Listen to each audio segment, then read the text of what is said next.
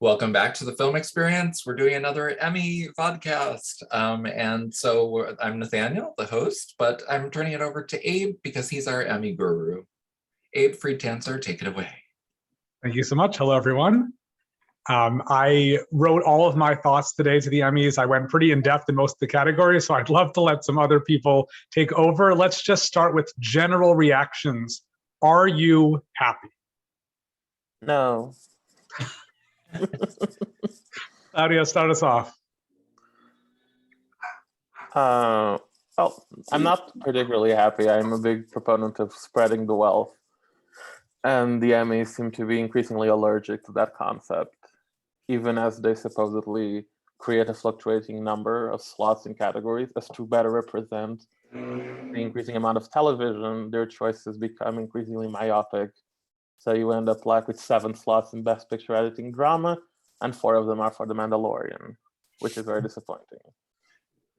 About supporting actress in a drama where there's 3 shows represented between 8 nominees. Carlos doesn't mind that so much. With limited series, it's like we saw that it's not just the Queen's Gambit, it's not just Mare of Easttown, it's not just WandaVision. I think there's a race there. I don't think one just clearly took everything, well, except for the Underground Railroad, which underperformed. And then in comedy, it's really Ted Lasso with a chance of Hacks, but it's Ted Lasso. And in drama, I don't think there's a runaway victory for The Crown. I mean, I still think it will win, but with the 3 shows in drama that did 20 plus nominations, I think it's closer than we think it is. One thing I want to say about the not spreading the wealth thing, I was talking to a friend of mine who's in the Television Academy, and he votes not on the acting categories, but on, the less famous categories.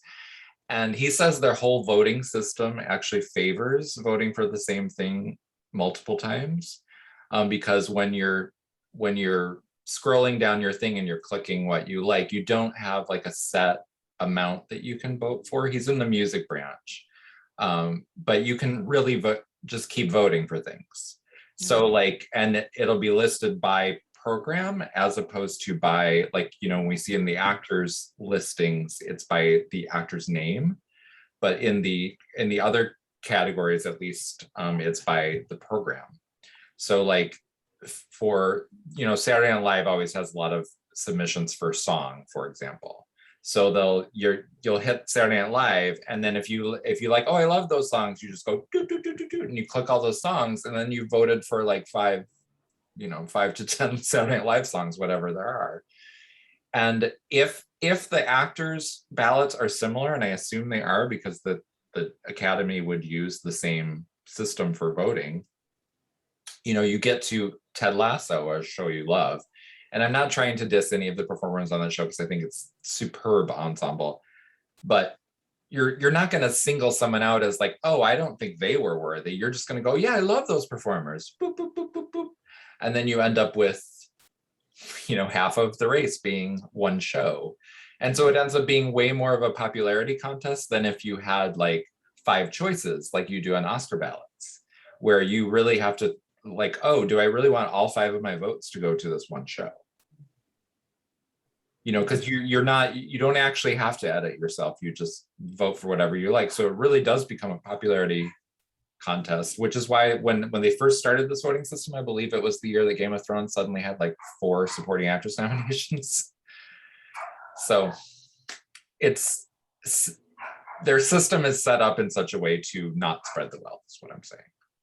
I think there is something to be said for when they used to do those finalist lists, and you would see all these people who came close to getting a nomination but then didn't, like Mary McDonnell from Battlestar Galactica and Becky Newton from Ugly Betty and John Krasinski from The Office. These people who are somebody has to be voting for these people, but they're just not ever making the cut.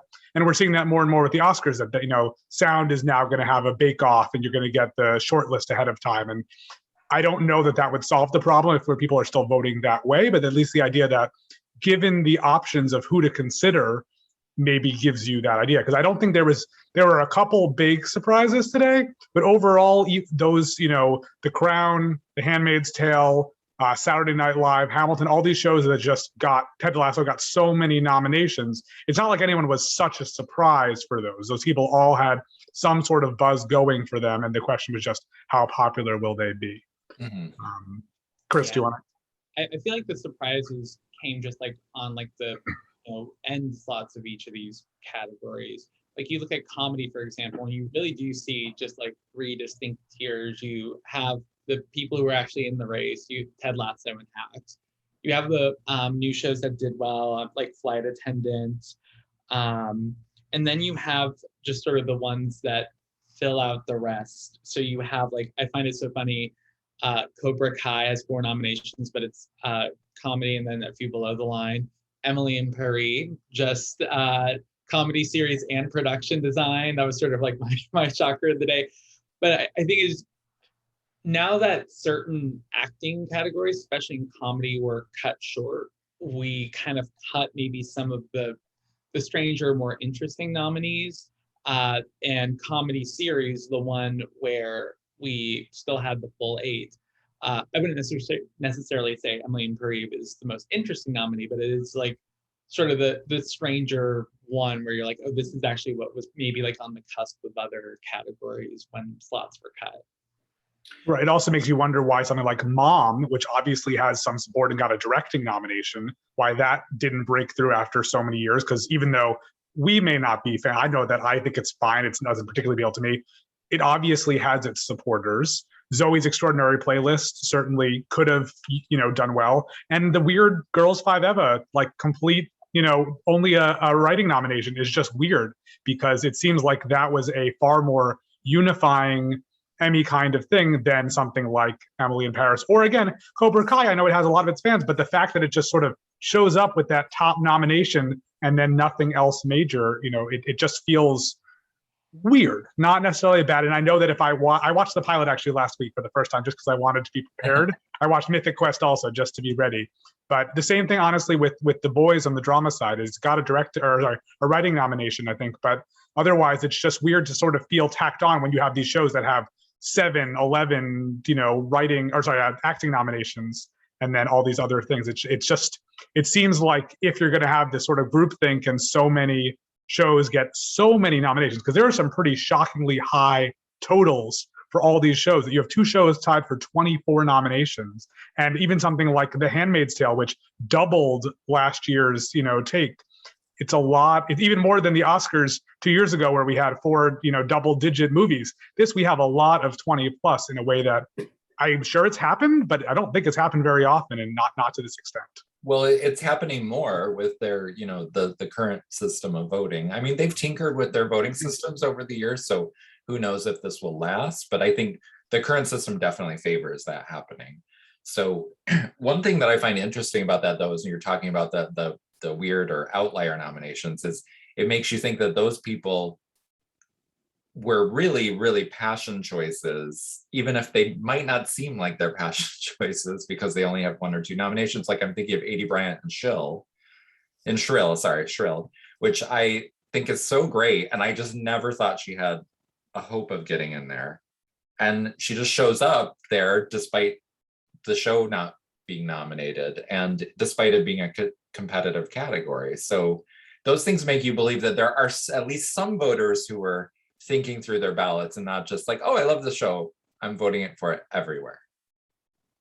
And I do think Carl Clemens Hopkins is the sign that people are actually watching TV, that I don't think anybody saw him coming. He is fantastic.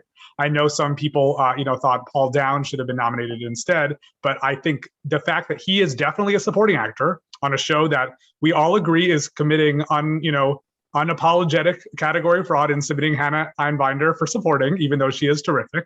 But that's just him being there, to me, is that's the biggest surprise of anything. I don't know if anybody found anything more startling than that. But again, I think that was a good surprise. I mean, I found the Emily in Paris nomination a little shocking just because the Globes just were tortured when they made that call. And of course, like nobody cares today, but it just shows you how the goalpost for what makes people angry is just so ever moving. And now nobody seems to care that it's nominated, but they were just lambasted everywhere for nominating that show. And it doesn't seem like people are upset about it at the Emmys, which So I one- find amusing. I'm just relieved it didn't get into costume design. Thank heaven for small mercies. Chris, what were you gonna say? Oh, my kind of big shocks were from the Queen's Gambit supporting players. I was shocked that Muriel Heller and Bill Camp are nominees. I still think who they chose was fabulous, but that's kind of another example of people, I guess, watching the shows and picking their actual favorite, maybe less so the bigger names. As I guess I recorded a reaction video when I was watching the Emmy nominations.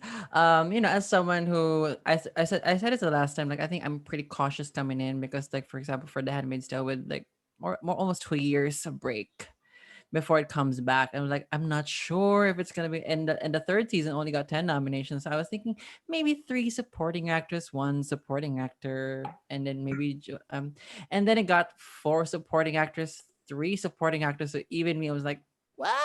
So, lots of screaming at 1 a.m. and 12 midnight. But I think the one thing they just kind of like, I don't know, some glaring is they didn't get Elizabeth Moss in for directing. And their gamble to put Joseph Fiennes in lead didn't pay off.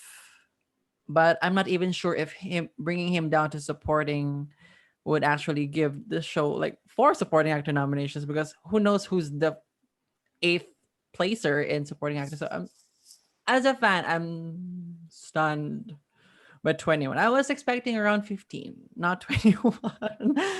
I mean, my energy is dying now because all the screaming happened in midnight at my time. It's 9 a.m. here. I do think it's interesting we can celebrate some of the shows that did really well, but still feel that there was something missing. I actually remember, Nathaniel, I think you talked about how Joker was snubbed for, I don't know if it was costume design or production something, and you were like, it doesn't need more nominations, but you actually thought that was a good thing that it could have been nominated for. And I think that there's plenty of that today, because, for instance, we mentioned with The Handmaid's Tale, The Queen's Gambit, another great example. Ted Lasso, you could say Phil Dunster is a great, why is he the only one of the 5 men who wasn't nominated? And there's so many other shows like that. The Underground Railroad, which performed fine but missed out on any acting nomination. I liked The Mandalorian season 2 better, but where's Rosario Dawson? And couldn't Katie Sackhoff have happened? So what are the shows that the Emmys very clearly paid attention to, but you're still mourning a performer? Also, like Erin Darty on I'm pronouncing her last name correctly, from The Crown, who was another one who could have been a 4th nominee there. Is there anyone for you that you're missing, even if the show is being celebrated?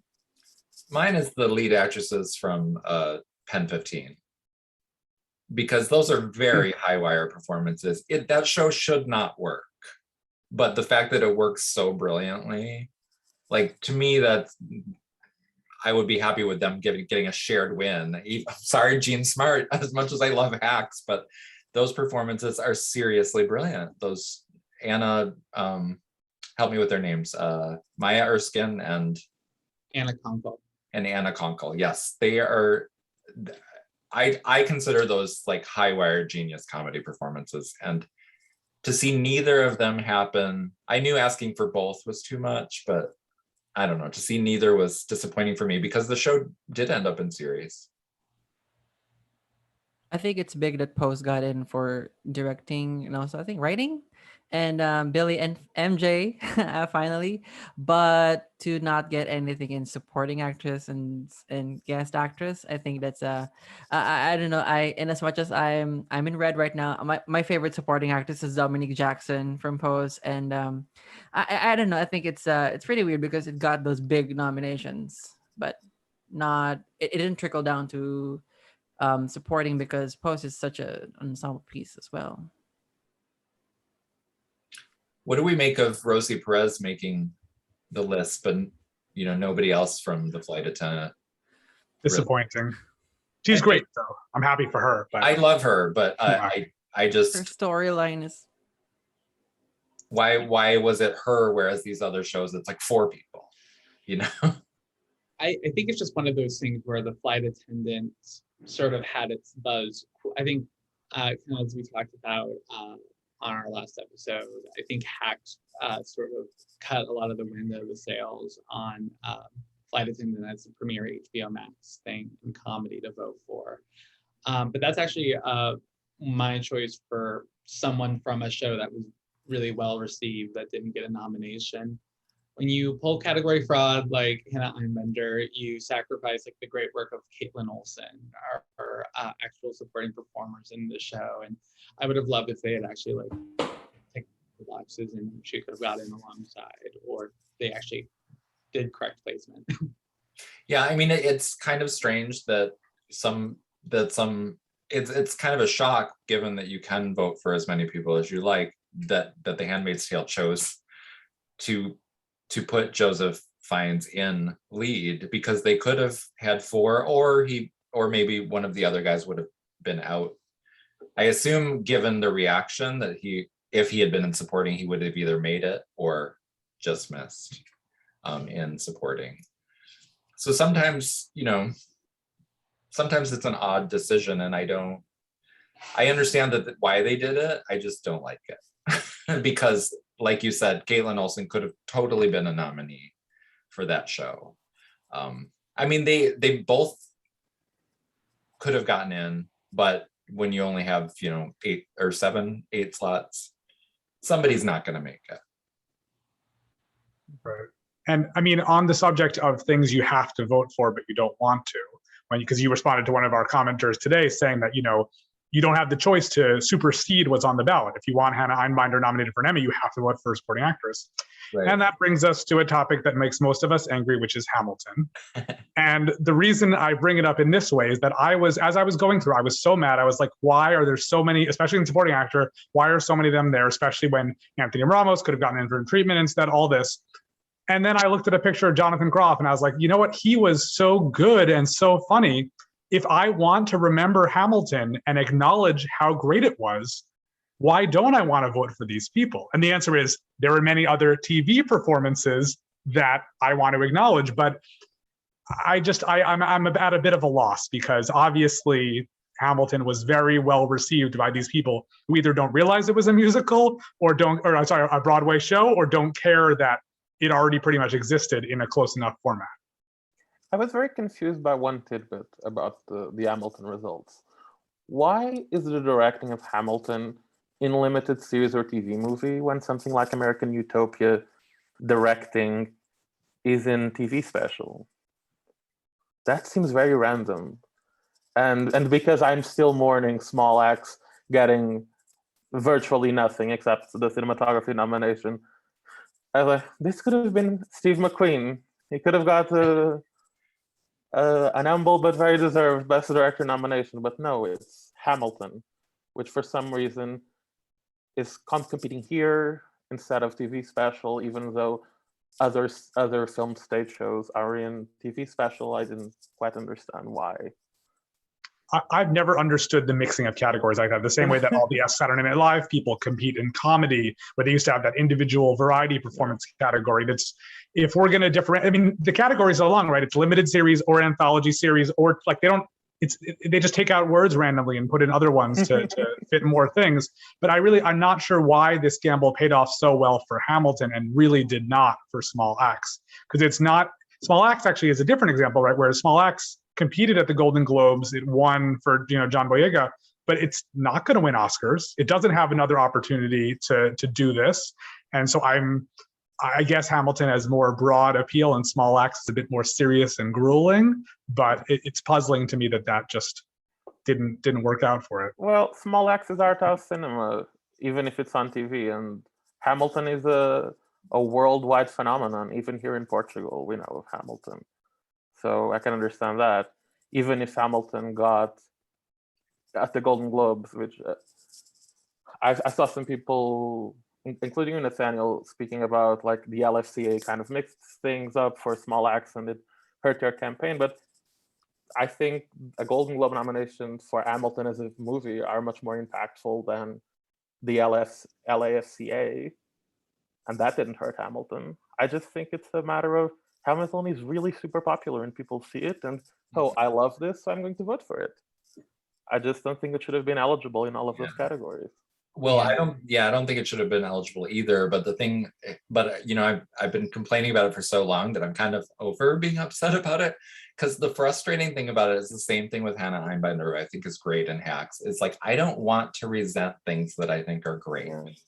So just campaign them the way they give them the awards that they should be eligible for, which Hamilton already won all of those. It swept the Tonys, and deservedly so. It's like a genius stage show. But what are you going to do? The only thing that really irks me at this point is the random like star fucking that comes with the Emmys, that they are just as bad as the Globes because of lazy voting. Where in supporting actor, you'll notice the only difference from their Tony nominations is that they vetoed Christopher Jackson, who plays George Washington, and put in Anthony Ramos, who plays Hamilton's son. And no matter how you slice Hamilton, it's not that good of a role compared to the George Washington role. Well, he has another role in Act One, doesn't he? Yes, but like his role in the show is just nothing compared to Christopher Jackson's role. And Christopher Jackson is way better in the show than him, partially because he has such a good role. But Anthony Ramos is more famous and he had a really big year. So it's just another example of that people just vote for people they like. And they're like, oh, Anthony Ramos, I love him. And without really considering. And it's the same thing we see in guest actor with Falcon and the Winter Soldier, with Don Cheadle getting in for 1 minute. And I swear to God, I would be shocked. I would be shocked if he did more than have a driver take him to set for 1 day, say hello to some crew members he knew, tossed off some lines and left. Like, that's the impact of his scene. It's like an exposition scene. It's like nothing.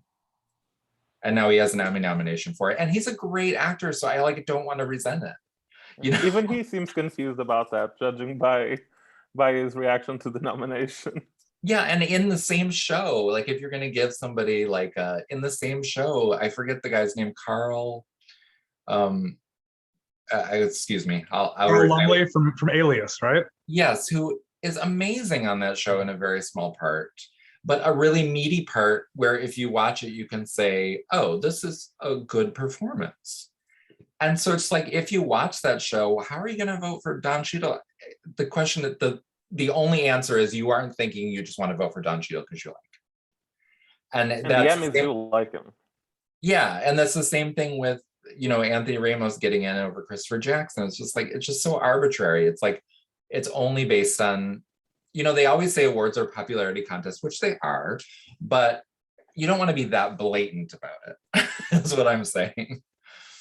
You want to actually think about your ballot a little bit and not just vote for your friends, I think too, just with TV becoming so much more fragmented, and voting just being open to larger portions of the television academy, it really does pay to be seen.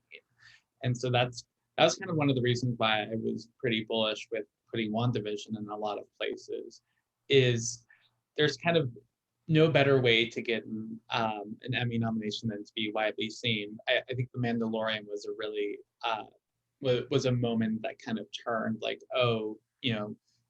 large scale genre things based on popular IP isn't going to have, it's not the same like Oscars like nose turning at popular genres or at Marvel or Star Wars.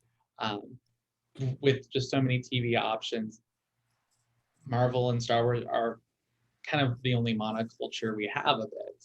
And I think you see that push it forward in a lot of different categories, whereas 10 years ago, when you mostly tuned into network TV and maybe some cable shows, the monoculture wasn't these sort of genre things. It was a lot more network stuff. Yeah, procedurals and cop shows and hospital shows, basically. Yeah. That was when Grey's Anatomy ran the gamut. Yeah. Which did not get any big nominations, despite Patrick Dempsey being a possibility for guest actor. We saw that instead with Claire Foy, who returned to The Crown and just added to that, which most of our readers were very unhappy about. Do you have a comment, Carlos, on that?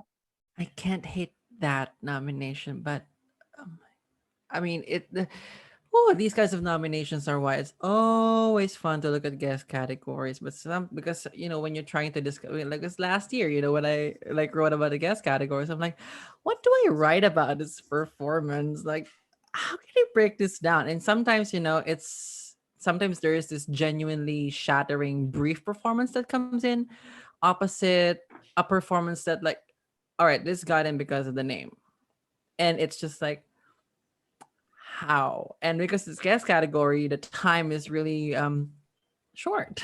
So like when I try to assess a 1 minute nothing performance, I'm like, what do I write about this? So it's always a struggle in these in the guest categories, because it's a mixture of, sometimes it's a mixture of both, of just genuinely brilliant performances in small packets, and just like, all right, you got in because of you and not because of what you did. Mhm. Right. Yeah, I think that's it's go But ahead. Claire's good. Yeah, I mean that's kind of why, as I was saying earlier with A.D. Bryant and Shrill, that's kind of why when people do make it in, even though they're here's a really good case of somebody making it in who was not famous, was Cameron Britton for Mindhunter a few years ago, who factored into this category shockingly because he's not famous, but he was so brilliant on that show, and that show was not an Emmy favorite. So it's like those things happen, and it makes you believe maybe the system isn't broken, but then a Don Cheadle will happen for just showing up and saying some exposition and leaving the set. So Did you make that? Did you make that reference because Cameron Britton also appears in Shrill? Is that where your mind took you? No, I saw was that just thinking, episode. I was that the Cameron Britton thing for Mindhunter was one of my happiest of any award shows nominations, because I did not see it coming. He is not famous, and it's really hard even at the Oscars to get nominated if you're not famous, even though they're judging on a different criteria because the roster by necessity has to change every year. So they're judging on in a different way, but it's still hard to get nominated if you're not famous. And so to get nominated for a show that they don't like in other ways is a shock. So, it's just something that gives me hope that anything is possible. Anything. One guest performance that I was excited about, because there was just a lot of name checking though, was Jane Addams and Hacks, who girls, when you're talking about like just small, really well done, devastating performances. I think that's one that found a lot of comedy and sadness in certain of her same notes, and I just think was what a true guest performer nominee should be. Right. She also was not in too much of it. I actually caught myself writing Hung as her show by accident, and then I corrected. I was like, wait a minute, that's a few years ago. That's a different performance. But I think McKenna Grace is another great example of a really terrific sort of outlier, obviously on a very popular show. Whereas someone like Alexis Bledel, who was definitely great, is really a series regular. She just doesn't appear in enough episodes for it to count. I don't try to pay attention to who's in the ensemble for The Mandalorian, but if you were going to argue that anybody was a true supporting player, I would say Carl Weathers probably is. He really is great, and so I don't have a problem with him being nominated.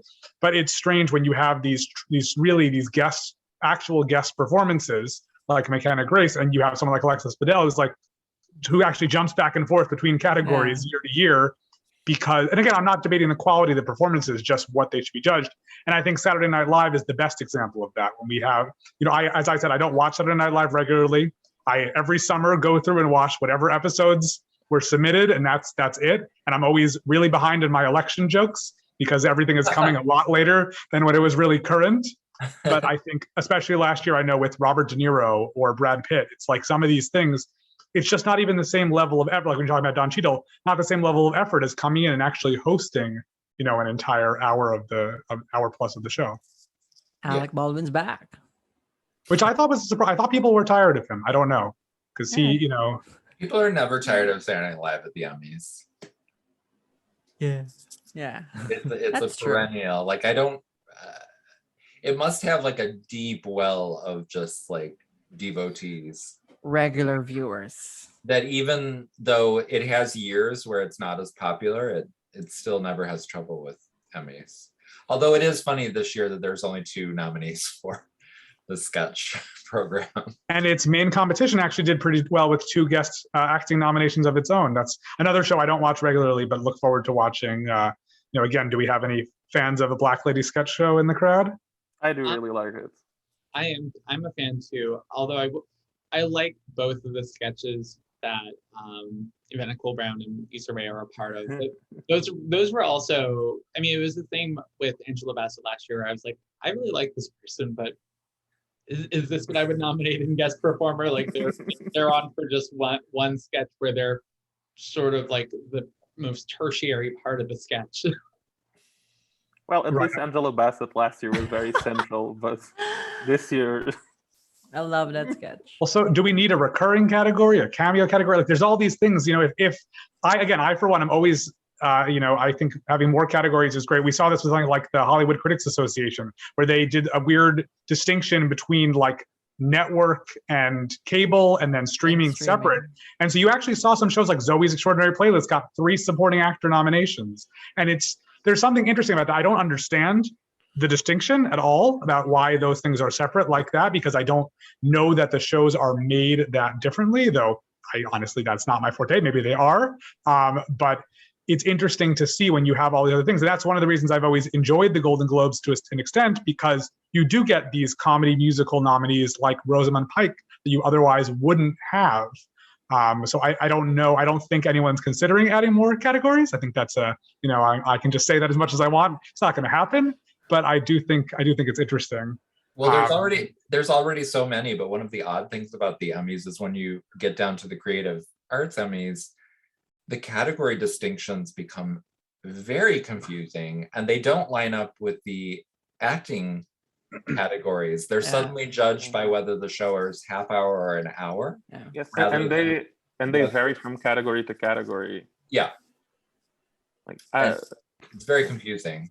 And I so also why isn't when the confusion about what a show was, which first started I think with Ally McBeal, I think was the first show where people were like, wait, is that a drama, or is it because it was an hour long, but it was competing in comedy, I believe, at the time. And they've had this conversation over and over, and for a while there was this discussion of making it 1 hour, a 1 hour category and a half hour category. And that went away. And so they stuck with the drama and the thing. But then in the craft categories, they totally do it the opposite way. And there is another curious thing. The Mandalorian is nominated both for Best Cinematography for an half-hour show and Best Cinematography for a 1 hour show. Because it could submit it since they have varying lengths of episodes. Though I think they should have a show choose which category they're going to compete with, whatever. Well, I do think, yeah. Go ahead. I was just going to say that I think if they just added more categories, like you say, it would just end up, okay, instead of 20-something, a show gets 30-something. Exactly, yeah. I think it's what's going to happen. Right. Well, that said, I mean, Small Axe could have submitted all of its films individually and gotten all the nominations for Best TV Movie in that case, if they had, if that was the way they went. But that was disappointing to me. I actually made a mistake in my article this morning. Oslo also got 1 additional nomination, which I think was for music. Yeah. But the fact that Dolly Parton got, I think, choreography, and that's it. And otherwise, Sylvie's Love, which was this incredible technical achievement, and Uncle Frank also, that just TV movies are just there to be nominated for TV movie. Nothing else, not performances, not arts, not crowds, anything. And that's, it begs the question of why should it even exist? But again, shouldn't these TV movies be mounting Oscar campaigns where they could actually get some, artisan recognition? We can start with our resident below the line expert, Claudia. What do you think about this? Well, it's as you say, they're just ignoring TV movies everywhere but the TV movies category, with some very random exceptions. And yeah, especially when, again, I think I mentioned last time, my parents, which are not into this at all, they see Sylvia's Love in Amazon Prime and they cannot distinguish it, what makes it a TV movie in relation to something like Sound of Metal, which here also just went to Amazon Prime. And I was very sad because Sylvia's Love is so beautifully crafted. I was sad that it got no nominations. The costumes are beautiful, the sets. and nothing. And it's showy work within this milieu that we're seeing of the nominees, and it still couldn't get in. One of the weird things about that sort of allergy to TV movies is seeing like Mahalia get that nomination, but then Danielle, the lead, not getting in Best Actress, but then Cynthia Erivo getting in Best Actress when her show didn't otherwise seem popular. So it's like, why, if you're going to nominate a biopic performance there, wouldn't you nominate the one that's actually nominated for a top category? That, I mean, that's the way it would work at the Oscars, like the thing that had more heat, you know? Well, Erivo, I think, is more famous, and Yes. and Genius is a series, and it's a returning series, despite being a limited series. It's an anthology, and they have shown that love before, and I think they are prone to repeating nominees even in terms of anthology series. So we're already familiar with this. This is already a brand that we associate with quality, so we feel like we can vote for this. I think there is some of that at play.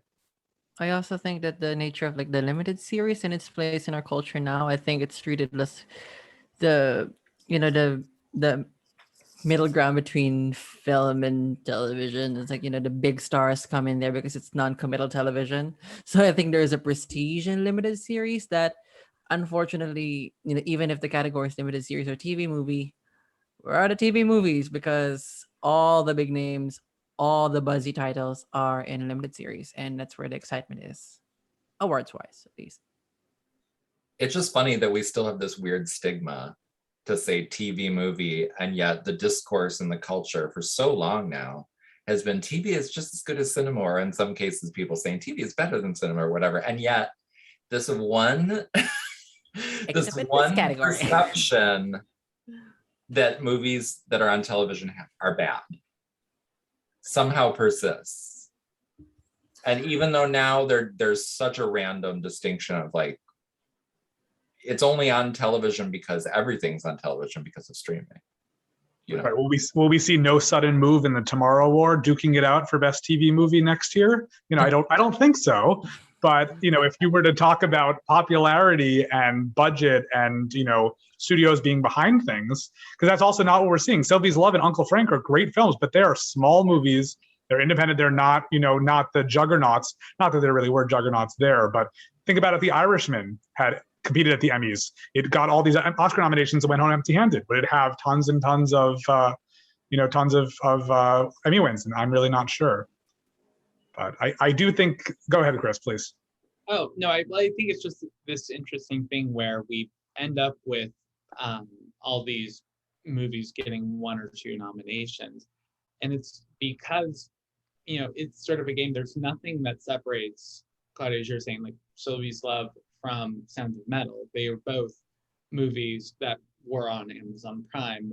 Maybe Sound of Metal like did the exact right release strategy to get at the Oscars or just filed the right paperwork. But if studios are just going to siphon off their tier 1 awards prospects to Oscars and tier 2 prospects to Emmys, that's how this whole sort of stigma around TV movies is going to persist, because there's nothing different about how you're viewing them, where you're viewing them, and even in some cases, like who's making them. The difference is just that they've been deemed essentially not big enough to be an Oscar player. Yeah. It gives the category a bit like, this is the rejected pile. Yeah. Yeah. Yeah, and that was a little sad for me with Uncle Frank. Like, I was happy to see Paul Bettany finally get some industry recognition, because he's a very good actor who hasn't really had much luck with industry recognition.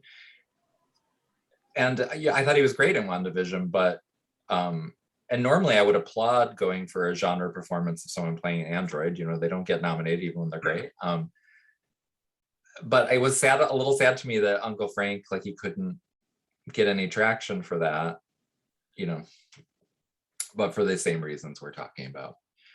I have a totally different direction question. I'm wondering what random nomination, maybe we've covered this, maybe we haven't, that totally delighted you, because I have one and I just want to share it. Casting for comedy. I don't always pay attention to the casting awards, but I was so happy to see Pen 15 get a casting nomination, because I think that's one of the strengths of the show. Again, it's a very high wire thing that they're doing where the adult leads are pretending to be children and cast with actual children, and all of the children on the show are really good in those hilarious roles, and it cannot be an easy show to cast in any way. And I think every performance just totally works in that show. So I was delighted for that. So I was wondering if anything else made you happy like that, some random tidbit. The one I didn't quite think of as being up something that would be within the conversation, but was delighted to see, was Julie Andrews get nominated for voiceover performance for Bridgerton. I just thought that was very, very fun and reminded me of how a narrator can add a lot to the story. Like I think of Brenda Strong in Desperate Housewives, just sort of these floating voices that really add to the mystique and tapestry of the show. I was really happy with Papa Isidu's performance for I May Destroy You, and I was not expecting it to get in. I thought at most Michaela Cole was going to get the sole acting nomination. So I was very happy to see him there, because I think that's a really great ensemble.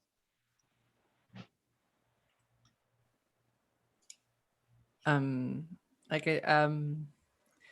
see Madeline Brewer and Oti Fagbenley and even Max Mangala, series regulars from the first season, and they never really got the recognition. And then, even as fans we're tempering our expectations, like fan to fan, yeah, we're getting 3. No, we're getting just 1.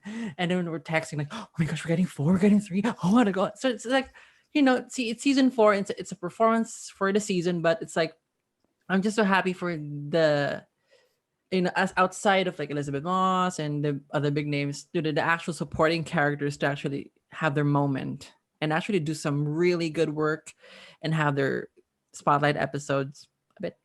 It really made me happy, even beyond the big nominations. The small little I didn't expect it to get in. Really made me happy. More so than We need a challenge of Carlos. So anything that made you happy that wasn't The Handmaid's Tale. Okay. Oh, Juno Temple. The last time we called, I said I'm going to be happy if Juno Temple got in, and she got in. I'm happy. Yay. Oh, Ted Lasso, 4 guys. That was a surprise, or that just made you happy? I thought it was going to get 2 to 3, not 4. So I'm also happy for a show that made me so happy. And all of us, I think, made us happy. On the note of a show that made me happy, I'm happy to see Be Positive up for directing, because that's a show I've enjoyed. I think I'm predisposed in some ways to like it because my mother-in-law gave my father-in-law a kidney. So they were a show about a kidney transplant. And so we watched it together, and but it's fun. It's really enjoyable. It's exactly what a network sitcom should be. And it's, certainly it gives a good argument for why CBS laugh track sitcoms should be around forever, because they will be. We know that. But it's a good reason, perhaps that they do exist. So I was happy to see that. But I haven't done as much of a deep dive as I'd like into all the technical categories, though sometimes that just reminds me that something like Doom Patrol, which got nominated for stunt coordination, was eligible in category. And that's such a good show, and I wish that was a show. I know that, yes, The Boys and The Mandalorian and WandaVision all get in, but I think that's hoping for a little bit too much of, genre acceptance. That's not necessarily going to happen. But I would say that overall, even if we think that The Handmaid's Tale or The Mandalorian might be encroaching a little bit towards The Crown and Hacks could be coming towards Ted Lasso, those two seem to be still out front. Yeah. But limited series is much more of a question mark. I would say that the Underground Railroad definitely underperformed in that it missed all of its acting possibilities. I May Destroy You, I think, overperformed in a good way in terms of it got almost every nomination aside for some supporting actors that people thought it might. I thought that The Queen's Gambit didn't do that well, but I looked and it got 18 nominations, and that's nothing to scoff at. I think it's just because the actors we expected didn't get nominated. But what do we think? Where do things stand with this race right now? I think when you're trying to figure out are people on an upswing or a downswing? You have to assess, did they miss anything important that we thought they would get? So that's why I would actually think Queen's Gambit is maybe in third place at the moment, not out of the race by any means, but I think Mayor of Easttown sort of showed up everywhere it needed to, and maybe just stays the front runner. But I think with WandaVision leading within nominations and getting 3 writing nominations and probably being, well, I guess that and Mayor of Easttown are probably similar, or not similar viewerships, maybe similar viewerships within the Emmys. I think WandaVision has a good shot at the top category, sort of as this maybe insurgent force coming in. Yeah, I'm still thinking maybe I'm crazy. I was definitely wrong about WandaVision. I have to say that from our last conversation, I thought it was being way over predicted. Just because I thought the superhero elements were gonna, and to be honest, the sitcom elements, I thought, because the limited series, they like those to be serious, So I thought the combo of superhero and sitcom was going to make it like not quite as big as everyone was expecting. I was wrong. But I still kind of think the Queen's Gambit has the edge to win. I think the only reason that we're thinking it did poorly is because of the acting nominations going to the same. We thought it was going to get a supporting actor and a supporting actress nomination, but for different people. And it did get in both categories, but not the 2 people we're expecting. So it makes it seem like it underperformed, but did it? Because those 2 categories still got someone in. So it's true. Yeah, I'm flabbergasted why those 2 choices over the other 2 choices, but can't have everything. Right. No, it's also interesting to me that there were some mid-year shows that just completely, like The Good Lord Bird and The Undoing, which, not such a surprise, especially with The Undoing. Fargo, just, pretty much absent from all the major races, which I'm just still sad for Jesse Buckley and Glynn Turman and those people who I really think should have been recognized, even if the show as a whole wasn't as strong. And then Halston, which Ewan McGregor still got in. And so there's something interesting about the Queen's Gambit was so on top, but now its competition isn't really what it was before, because I May Destroy You didn't do very well with the mid-year awards. Small Axe was there. Like, it's very strange because you can't really compare it. But I think WandaVision to me it really reminds me a lot of Watchmen and the position it was in, which Watchmen also is, even though that's a little bit more high art in some ways, is definitely a genre show and is something that just dominated the nominations in a way that was both technical and, in terms of the acting and writing, directing, and all that. I mean, submitting 8 out of 9 episodes for writing seems like a really risky gamble to me, and it got 3, which is really, really interesting. Though I was most puzzled looking at all this, how the directing and writing nominations work, the submissions, that you can submit as one entity for directing, and then you can submit each individual episode for writing, and that it swaps between the shows. So it just, again, there are people who obviously know better than us or think they do, but it's strange to me, the same way that I May Destroy You has 2 episodes nominated, whereas every other program is just by itself. So I don't know if anyone can shed more light on the reason behind that. No, sorry, I just wanted to say that about writing in limited series just was completely, I don't get it. Like, 3 of the shows are nominated for writing of the whole thing, and WandaVision gets 3 nominations for individual episodes. It's like that. You'd think there should be a rule, like, even if it meant like you have 10 nominees for writing for WandaVision if you think the writing's good, like, why, how can it be true that you can submit individual episodes or a whole series? I think it's that's because the saying, you have the ballot you've been dealt, right? You have to vote for what's there. But yeah, Claudia. No, I think that happens when each episode has a different credit. Yeah. Right, but that's what I'm saying is, like, it seems like since it's such an unfair thing to compare one episode to a whole series, you'd think that they would just be like, you submit, anything that's written by 10 people, there's 10 people that are nominated if it gets nominated for writing, Or else do like drama series when even if someone writes all the episodes, they can only submit 1. Yeah, The Crown usually does that.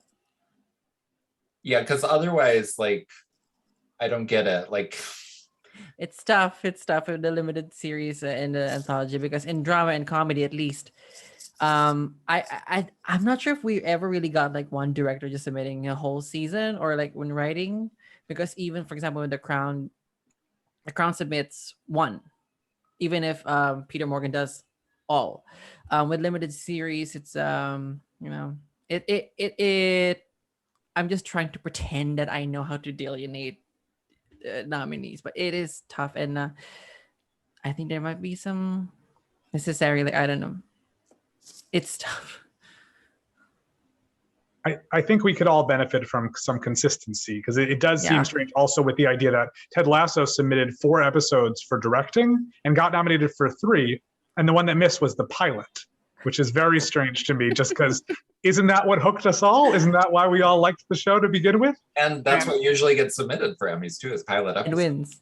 Right. That said, I do appreciate people actually watching. And I remember the second, third episodes of watching, I was like, oh, this show is really good. Like I wasn't, from episode 1, I was like, this is good. Is it going to be as good as I thought? And it's the ones, I like that people are paying more attention if that's what's actually happening.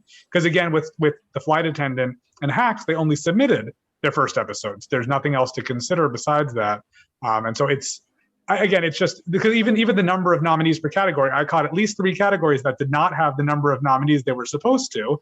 Yeah. And one of them had fewer nominees than it was supposed to. I was like, how does that happen? Like, I understand if there's a tie, but I think it was directing for a drama series. Yes. There were 6 nominees, there's supposed to be 7. I was like, how does this happen? Like, there's no tie that happened there. You just left one off. So I just, it's strange to me, because it's fun to do all this, but even just, again, from someone who likes the stats, it's impossible to keep track of who was nominated when. And also the fact that Best Comedy Series, which still gave us some very strange surprises, like Cobra Kai and Emily in Paris, that they had half the number of contenders on the ballot as Best Drama Series and the same number of nominees. So if you're going to lock it just because you want to recognize more shows, the question then is, aside from just recognizing the best in TV, what is the purpose of the Emmys and nominating shows? For me, they get one more viewer, because now that these shows are nominated, I'm going to sit down, I'm going to watch Blackish, Cobra Kai, Emily in Paris, I May Destroy You, The Boys, Bridgerton, the shows that are popular that I just didn't watch for whatever reason, and now I'm going to go and do that. But I don't think everybody's like me. I don't think even all of you are going to do the same thing. So what does a Best Comedy Series nomination for a show like Emily in Paris, which we have to hope was the 8th place vote getter, not any higher up, what does that do? Or is it better to say, well, you have to get a certain number of votes or percentage of the vote, and if you don't get that, you don't get, like how some elections work. Is there something that if you how does that work? Yeah, but they did that with the Oscars and it was a mess, like vacillating each year between numbers. I thought it was a mess, at least. Like, blocked numbers are the way to go, but if you have half as many submitting and you still get the same, like, why shouldn't they have the same locked rules as like the acting categories, where it's so it's not a vacillating number based on percentages of votes, but it's a vacillating number based on how many shows are actually on the air. That would make more sense. Yeah, and the problem, I mean, I kind of like whatever, fine. It's with the series, then they have like 8-8 regardless. I think they just locked it.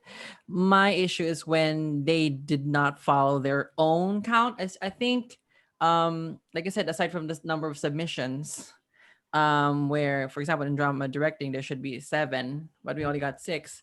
I know there's a rule, like, for example, if supporting actor in comedy, for example, got 8 and supporting actress comedy got 7, they would adjust comedy supporting actress and go 8 as well. But with the counter of gender, the supporting actress comedy just got 7 and supporting actor comedy got 8. So they're not following their own rules.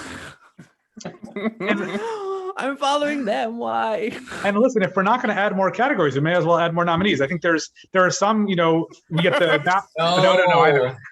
But there is something. So one panelist can celebrate every actor of The Handmaid still getting a nomination.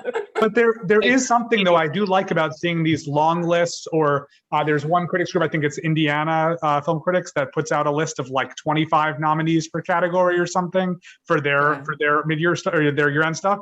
And there's something nice about seeing people being talked about for performances. I don't know that the Emmys needs to be that place, and I'm not advocating for 15 to 27 nominees per category or anything like that. But I like the idea in a sense that things are tied to the number of submissions, but then you shouldn't have exceptions like Best Comedy Series. Best Comedy Series, based on that, I think should have had 5 nominees this year, if that's correct. And so that's something I think we should stick with. But And I would just add again, I mentioned this right at the top, but like even if you added nominees, which the Emmys are prone to do, that I could definitely see them moving to 15 nominees per category in 10 years. Oh, don't blame me, sorry. More handmaids. I could definitely see it. Rather than just like, you don't, on your ballot, you can vote for as many people as you want, because then it just becomes like the same shows over and over again.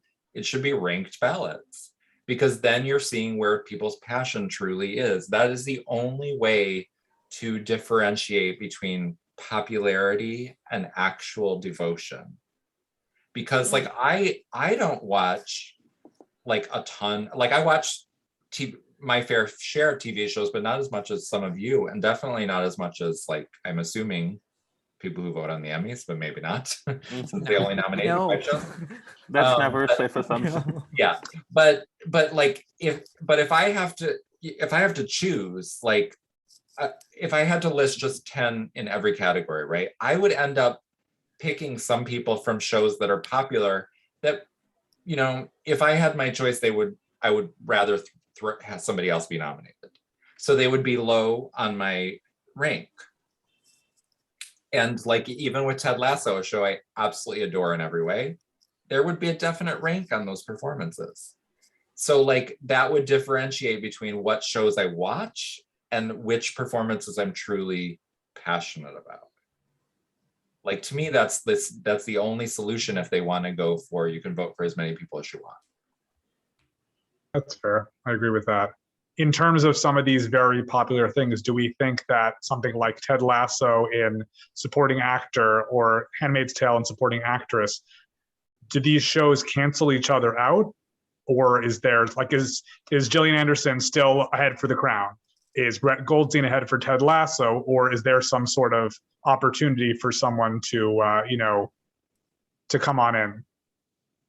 I do have to hop after this, but my parting words of wisdom is, especially once you have 4 nominees in a category, oftentimes you do get vote splitting, and they win a lot less percentage of the time that even 2 or 3 nominees from a show happen. So I think in the case of Gillian Anderson, she's touched the clear favorite of the Crown people. I think that's still safe. I think something like Ted Lasso really does sort of slice and dice each of their chances. You look at when 4 Game of Thrones women were up, and that's how Julia Garner breaks through and wins for Ozark. I think when you start splitting your base because everyone has a different favorite, you muddy the waters on who's actually going to win. Yeah. And with that, this was so fun. Joining us, Chris. Bye. Hi, Chris.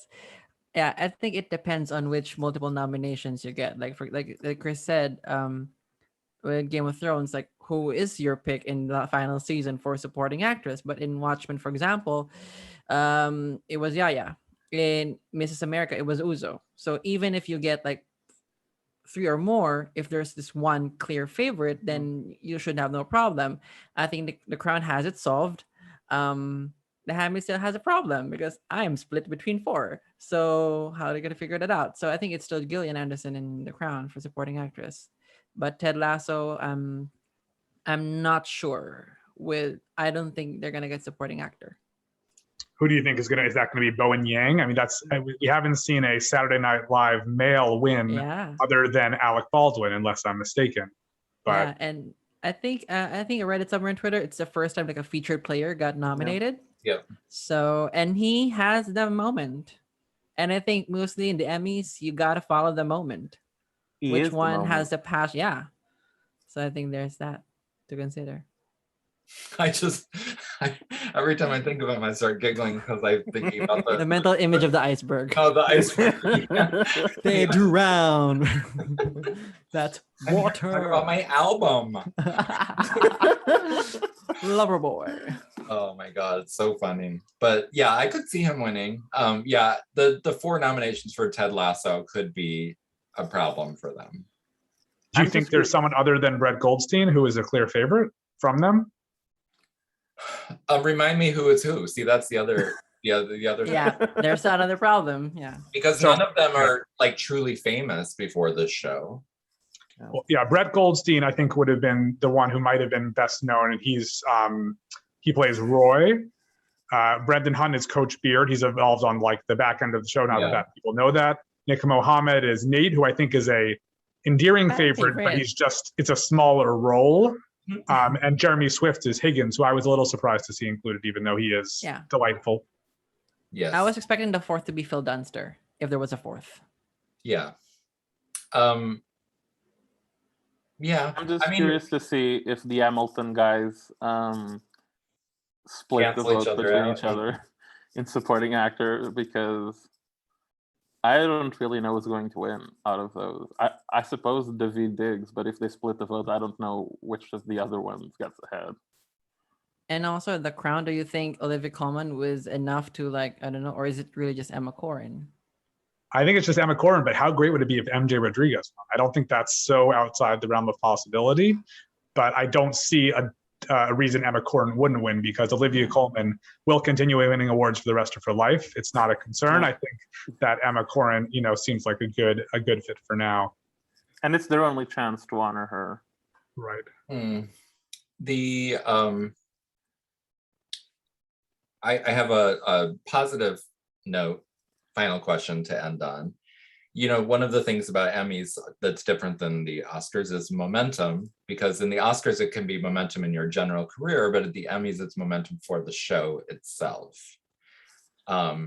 So as we've seen in past years, like with the Americans and with Friday Night Lights and Schitt's Creek or whatever, it's like you usually get some a couple scattered things, and then eventually, if you stay popular, you can get into big categories.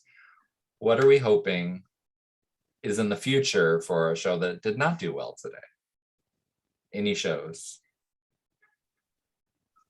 Because I'm obsessed with it right now, so I'm going to become like Carlos with Handmaid's Tale, but Mythic Quest.